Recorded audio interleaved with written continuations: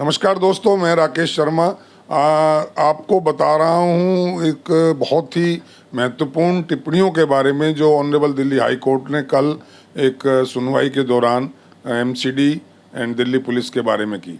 दोस्तों, आपको याद होगा अभी कुछ ही दिन हुए हैं राजेंद्र नगर में एक कोचिंग सेंटर में जहाँ यूपीएससी के एस्पिरेंट्स जो थे बच्चे वो अपना तैयारी कर रहे थे, उनमें 3 बच्चों की बड़ी दर्दनाक मौत हुई और उस मौत की जिम्मेदारी अभी किसी ने नहीं ली है। अभी जिम्मेदारियां तय होनी बाकी हैं, लेकिन इसके लिए बहुत सारी याचिकाएं ऑनरेबल दिल्ली हाई कोर्ट में दायर की गई थी और उन्हीं याचिकाओं की सुनवाई के दौरान हाई कोर्ट ने बड़ी तल्ख टिप्पणियां करते हुए दिल्ली पुलिस और म्यूनिसिपल कॉरपोरेशन ऑफ दिल्ली को मैं कहूँ खिंचाई की है तो अतिशयोक्ति नहीं होगी।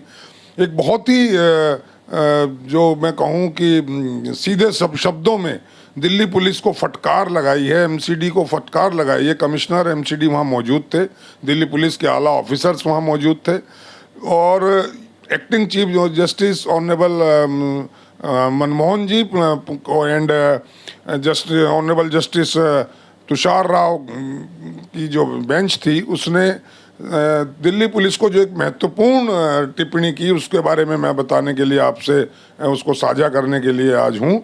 दिल्ली पुलिस के बारे में जो ऑनरेबल हाई कोर्ट ने टिप्पणी की उसको मैं हूबहू आपको पढ़कर सुनाना चाहूँगा ताकि आप समझ लें कि ऑनरेबल हाई कोर्ट कितना सीरियस है और वो दिल्ली पुलिस के जो एक्ट हैं और ख़ास तौर से इस घटना के बारे में जो दिल्ली पुलिस का एक्शन है जो अब तक लिया गया उसके बारे में ऑनरेबल हाई कोर्ट क्या कहती है।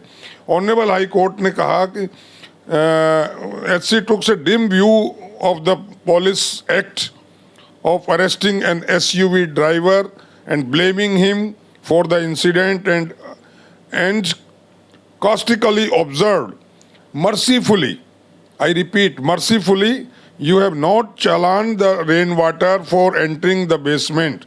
You would have asked the rainwater. You would have asked to the rainwater, how dare the water enter the basement? You could have fined the water also. And the way you arrested the SUV driver for driving his car there. इससे बड़ा कटाक्ष Delhi police की working पर नहीं हो सकता, मैं समझता हूँ। दिल्ली पुलिस को इससे बहुत बड़ा सबक लेना चाहिए कि किसी को भी महज जोशो फरोश में अरेस्ट कर लेना, किसी के ऊपर भी ब्लेम लगा देना, उसको परेशानी में डाल देना, ये उसकी ओर इशारा था। दिल्ली पुलिस के बारे में ऑनरेबल हाई कोर्ट को कहना पड़ा कि ये तो आपकी दया है, आपकी मर्सी है कि आपने बरसाती पानी को दोषी नहीं ठहराया, उसका चालान नहीं किया, उसको फाइन नहीं किया, उसको पार्टी नहीं बनाया। आप कह सकते थे कि आपकी उस पानी की हिम्मत कैसे हुई कि वो बेसमेंट में चला जाए। ये एक वर्किंग के ऊपर मैं कहूँ कटाक्ष नहीं, एक बहुत बड़ा हथौड़ा था। अगर दिल्ली पुलिस इससे भी नहीं सबक सीखती है तो शायद दिल्ली पुलिस के कानों पे जूं जो नहीं रेंग रही है उसके लिए कुछ और करना पड़ेगा। दोस्तों, बहुत सारी बातें कही ऑनरेबल हाई कोर्ट ने, एमसीडी को भी कहा। दिल्ली पुलिस को जब एक और बात महत्वपूर्ण कही कि आपने एसयूवी ड्राइवर को तो गिरफ्तार कर लिया, लेकिन आपने कितने एमसीडी ऑफिशियल्स को इन्वेस्टिगेट किया? कोई जवाब नहीं था, क्योंकि किसी को नहीं किया गया है। एमसीडी ऑफिस को, उस ऑफिस को जहां वो ड्रेन से संबंधित डिसिल्टिंग से रिलेटेड जो फाइल्स थी उनको सील नहीं किया गया है। हाई कोर्ट को कहना पड़ा कि आप उनको जब चेक करेंगे जब वो फाइल्स बदल दी जाएंगी। क्या आपकी यही वर्किंग है? एमसीडी कमिश्नर के ये कहने पर कि साहब वो जो नाला था, जो ड्रेन था, उसको लोगों ने इंक्रोच कर लिया है इसलिए उसकी सफाई नहीं हो पा रही है, तो उसका जवाब भी एमसीडी को देना पड़ेगा कि इसकी जिम्मेदारी किसकी है। अगर आपकी ड्रेन को कोई कवर करता है, कोई उसके ऊपर एनक्रोच करता है, तो उसको हटाने के लिए कौन आएगा? उसकी जिम्मेदारी किसकी है? और अगर जिसकी जिम्मेदारी है उसने पूरी नहीं की, क्या उसको इसमें दोषी माना गया? एक और glaring example honourable high court ने दिया कि दिल्ली में जीएसटी में चेंज हुआ तो रिवेन्यू अप हो गया। आप क्यों नहीं ऐसा कुछ करते? आप रिवेन्यू का रोना रोते हैं, आप कहते हैं हमारे पास पैसा नहीं है, फंड्स नहीं है। अगर आपके पास दिल्ली जैसी सिटी में, कैपिटल में फंड नहीं है तो आपको ये फंड कहीं पूरे हिंदुस्तान में नहीं मिल सकता। ये ऑनरेबल हाई कोर्ट ने टिप्पणियां की। ऑनरेबल हाई कोर्ट ने इसी विषय पर एक कमेटी का गठन किया जिसकी अगुवाई करेंगे चीफ सेक्रेटरी ऑफ दिल्ली, जिसमें वाइस चेयरमैन डीडीए होंगे, जिसमें कमिश्नर पुलिस होंगे, जिसमें कमिश्नर एमसीडी होंगे, और 8 हफ्तों में उसको रिपोर्ट देनी पड़ेगी कि क्या वाकई दिल्ली का इंफ्रास्ट्रक्चर फेल हो गया है। क्योंकि ऑनरेबल हाई कोर्ट ने यह भी कहा कि दिल्ली का जो इंफ्रास्ट्रक्चर है, जो यहाँ जो नाले हैं, जो सड़कें हैं, वो 75 साल लगभग पुरानी हैं।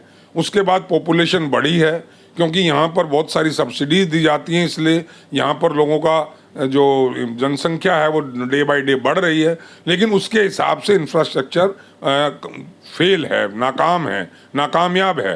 तो इसको आपको रिन्यू करना पड़ेगा, इसको आपको रीस्ट्रक्चराइज करना पड़ेगा, ये ऑनरेबल हाई कोर्ट ने कहा। तो और बहुत सारी बातें ऑनरेबल हाई कोर्ट ने कही, जिसमें एक टिप्पणी थी कि तुला राव कोचिंग सेंटर, जहाँ ये दर्दनाक घटना हुई, जहाँ ये दुखद घटना हुई, वो चंद दिनों में वहाँ स्टडी हॉल बन गया, उसको कन्वर्ट कर दिया गया स्टडी हॉल में।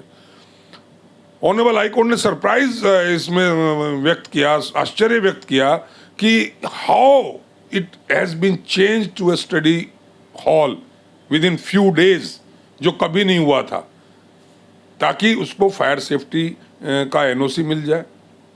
तो ये बहुत सारे हमारे जो सिस्टम है, जो एक सड़ा गला सिस्टम है, जो एक करप्ट सिस्टम है, जो एक नकारा सिस्टम हो गया है, ऑफिसर्स के कान पर जूं नहीं रेंगती है, वो कोई प्रैक्टिकल एस्पेक्ट को नहीं ध्यान में रखते हैं, कहाँ प्रॉब्लम है उस प्रॉब्लम की जड़ में नहीं जा रहे हैं, कहाँ दिक्कत है, कौन ऑफिसर्स नालायकी के साथ काम कर रहे हैं, वो अपनी जिम्मेदारी नहीं समझ रहे हैं, उनके खिलाफ कोई एक्शन नहीं हो रहा है। तो ये सारी चीज़ें हाई कोर्ट ने बहुत संज्ञान इसका लिया है, और अल्टीमेटली इस प्रॉब को, ये जो प्रॉब हुआ, जो घटना हुई, इसका प्रॉब सीबीआई को ट्रांसफ़र कर दिया गया। ये भी दिल्ली पुलिस के, मैं कहूँ, मुंह पर एक तमाचा है कि दिल्ली पुलिस पर विश्वास नहीं किया गया कि वो इस प्रॉब को ढंग से करेगी। इसलिए ये जो प्रॉब है, जो ये इंक्वायरी है, जो ये जांच है, ये सीबीआई को सौंप दी गई है। अब आप अंदाज़ा लगा सकते हैं, हम अंदाज़ा लगा सकते हैं, आए दिन देखते हैं कि किस तरीके से दिल्ली पुलिस अपनी मनमानी करती है, जिसको चाहे उसको अरेस्ट कर लेती है, जिसको अरेस्ट करने के बाद दिल्ली पुलिस कहती है हमने नीडफुल डन, एक रिपोर्ट दे देती है, और शायद भूल जाती है कि जो आदमी अरेस्ट होता है उसके ऊपर एक स्टिग्मा लग जाता है, कलंक लग जाता है, भले ही वो कुछ दिन बाद रिहा हो जाए, बरी हो जाए, कुछ भी हो, लेकिन एक परेशानी कितनी होती है जो आदमी बिहाइंड द बार जाता है, ये वही समझ सकता है जिसने इस दर्द को झेला हो। लेकिन हाई कोर्ट ने इसका एहसास किया, इसको महसूस किया है, और इसको अपने शब्दों में व्यक्त भी किया है। मैं बहुत बहुत शुक्रगुजार हूं, और मैं ही नहीं, जितने भी जागरूक लोग हैं, जो भी स्पेशली लीगल फेटर्निटी से जुड़े हुए जो लोग हैं, उन्होंने इस फैसले का, high court, honourable high court की जो टिप्पणियां हैं, जो रिमार्क्स हैं, जो ऑब्जर्वेशंस हैं, उनका खुले दिल से वेलकम किया, और ये महसूस किया है कि हाई कोर्ट ऑफिसर्स की नब्ज़ को जानता है, दिल्ली पुलिस की नब्ज़ को जानता है, और जो सीनियर ऑफिसर्स जो बिल्कुल लापरवाही के साथ बैठे अपना टाइम पास कर रहे हैं, उनकी नब्ज़ को भी जानता है, उनकी कमियों को भी जानता है, और उसी का एक, मैं कहूँ, ये एग्जाम्पल है। तो आज की मैं पूरा डिटेल में नहीं जा रहा हूँ, आप पढ़िएगा, पूरा जजमेंट पढ़िएगा, पूरा आज के अखबारों में छपा है, तमाम अखबारों में, हिंदी और इंग्लिश अखबारों में सब छपा है। आपने कुछ ने पढ़ा होगा, कुछ लोग नहीं पढ़ा है, तो पढ़िएगा और जानिएगा कि ऑनरेबल हाई कोर्ट आम आदमी की सुरक्षा के लिए, आम आदमी को फैसिलिटी देने के लिए कितना बेताब है। एक और टिप्पणी में, क्योंकि हाई कोर्ट ने कहा कि आज दिल्ली में हमारे बच्चे सेफ नहीं हैं, अगर बच्चा घर से निकलता है उसको कहाँ करंट लग जाएगा, कहाँ कोई कार उसको ऊपर चढ़ जाएगी, कोई व्हीकल उसको रौंद जाएगा, ये कोई भरोसा नहीं है। इस फियर में हम बच्चों को घर से बाहर नहीं निकलने दे रहे हैं। बच्चों का जो बचपना है, जो बचपन है, उसको हम नष्ट कर रहे हैं। इसके बारे में सोचना पड़ेगा दोस्तों। तो दोस्तों, मैं दोबारा तहे दिल से ऑनरेबल हाई कोर्ट का शुक्रिया अदा करते हुए आज के लिए इतना ही। कल फिर आपसे किसी और मुद्दे पर बात करूंगा। आज के लिए इतना ही। जय हिंद, जय भारत।